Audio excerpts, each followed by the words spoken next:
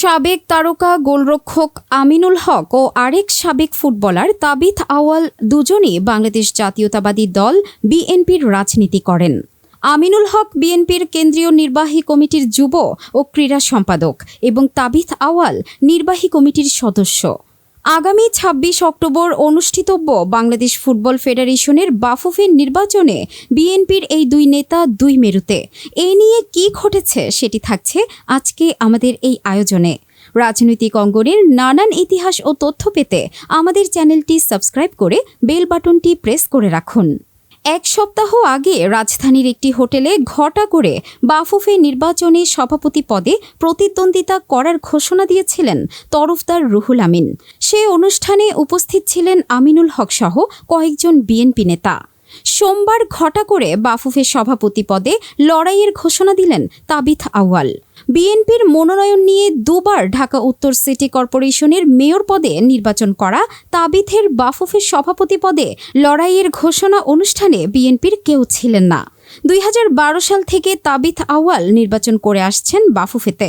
প্রথম ও দ্বিতীয়বার নির্বাচিত হলেও হেরে যান তৃতীয়বার। চতুর্থবারের মতো বাফুফেতে নির্বাচন করার ঘোষণা দিয়েছেন তাবিথ, তবে এবার সভাপতি পদে।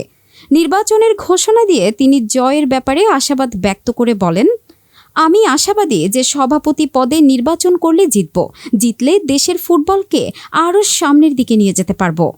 গণমাধ্যম থেকে অনেক প্রশ্নই গেছে তাবিথের কাছে, যার মধ্যে একটা প্রশ্ন ছিল আমিনুল হককে নিয়ে। সম্ভাব্য আরেক সভাপতি প্রার্থীর অনুষ্ঠানে আমিনুলের উপস্থিতি নিয়ে তাবিথ বলেন, আমি গণমাধ্যমে দেখেছি বাংলাদেশ জাতীয়তাবাদী দলের কিছু কিছু কর্মকর্তা হয়তো আরেক ব্যক্তিকে সাপোর্ট করতে পারেন।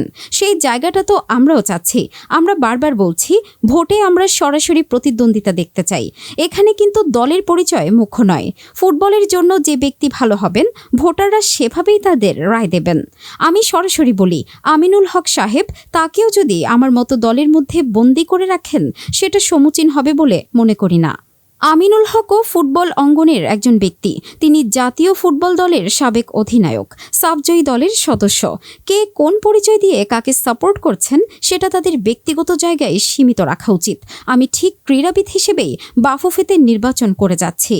ভালো নেতৃত্ব তৈরির জন্য নির্বাচনকেই গুরুত্ব দিয়েছেন সাবেক এই ফুটবলার। নির্বাচনের মাধ্যমেই সবচেয়ে ভালো নেতা তৈরি হতে পারে। নিজেই নিজেকে যতই ভালো সংগঠক মনে করুক, নির্বাচন ছাড়া সেভাবে গ্রহণযোগ্যতা পায় না। আমি চাইব একটা প্রতিদ্বন্দ্বিতাপূর্ণ নির্বাচনের মাধ্যমে কেউ সভাপতি পদে জিতে আসুক। তখন সে বুঝতে পারবে ক্রীড়াঙ্গনের সাপোর্ট তার উপর আছে।